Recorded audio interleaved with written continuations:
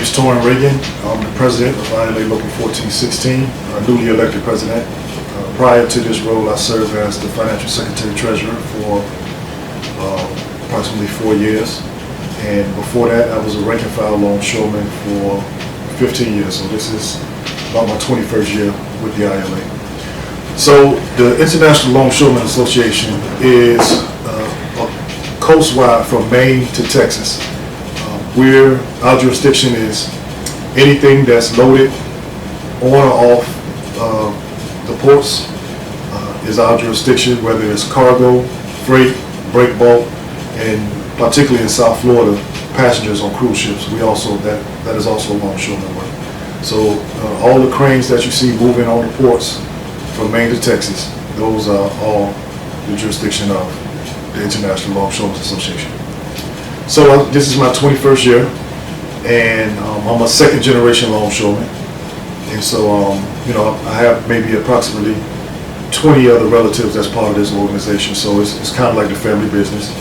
And, once I graduated from Thompson University with my degree, I came back home and decided to be a longshoreman, and the rest is history. Before being president, I was the financial secretary treasurer since elected in 2015.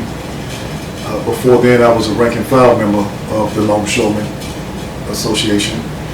I got my membership in 1995, went away to school, came back in 2000, and that was the first year that I qualified as being a bona fide longshoreman.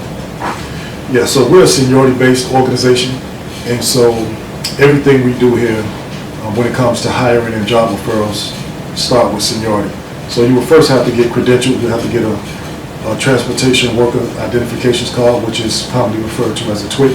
That's a federal background search to make sure that you don't have any disqualifiable offenses in your background to be able to have access to restricted areas on the port. After that, you would get a port ID card. They'll do a similar background check, and then you will have to come to this union hall and seek employment. And once you get that first day of employment, then you'll be eligible for a casual work card. And then after that, you just come to the hall every day. That there's a website, there's a phone number that you can call the prior night to see what the work orders are. And if we have a lot of work, you're fortunate enough to get out that day, and you wake up every day and do the same thing over and over until you can get 700 hours in our fiscal year, which is October 1 to September 30th. Once you get 700 hours in that fiscal year, you'll qualify for 1 year. Hopefully I'll still be president of this local. We have 3-year terms, so every 3 years we have elections for officers. I think the organization is headed in the right direction.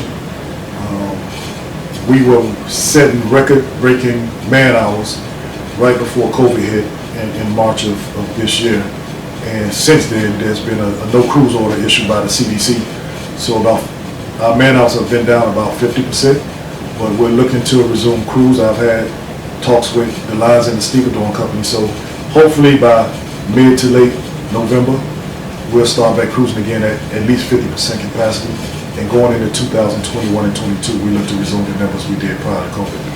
Well, we've been we got chartered in 1936, and we've been in this location on 8th Street and 2nd Avenue, right in the middle of historic Overtown. Actually, we're in a historic Overtown folk life district. And we play an integral part. We like to consider ourselves a pillar of the community. A lot of our members live in Overtown, so they represent Overtown through not only through their residence but also through their employment. We have good paying jobs for our members that provide good wages and good benefits, and so we would like to see our members who have those good paying jobs come back and patronize in the Overtown community to spend that money back amongst local businesses and things of that nature. I'm passionate about improving the quality of people's lives, whether it's through offering different retirement packages for my members, whether it's scholarships for their children or dependents, whether it's improved healthcare plans, improved benefits. Those are the things that I get the most joy out of. And I always tell my members a more educated membership is a better membership. And so I think that principle can spread throughout the Overtown community once we continue to educate the residents, continue to educate the people that are moving in from other parts of the city, the county, and the country as to the history of Overtown, the food, the restaurants, the entertainment district that it used to be a long time ago, the historic hotels. We have the Black Archives and the Lyric right across the street. So it's a lot that Overtown has to offer that we just want to share with everybody. I envision us playing a very active role in the Overtown community. We've already participated in 2 food drives, food distributions. Because of the COVID, we had 2 drive-throughs where people could come and get perishable and non-perishable goods. We've exercised and implemented a get out the vote effort. We all know how critical this is being an election year. Just heavily community involvement, the development of this property, beautifying the area, being part of the change that's coming along, and making sure that the people who work and live in Overtown, that we represent those people. The Longshoremen care about Overtown. We want to be involved in things that's going on Overtown. We're a stakeholder in Overtown, and everything that's good about Overtown, we want to help enhance and represent. So through your media outlets and through the many contacts that you guys have, the readers that you have, the people that you engage with, we just want to make sure that they know what the ILA is all about, and that we support everything positive in Overtown.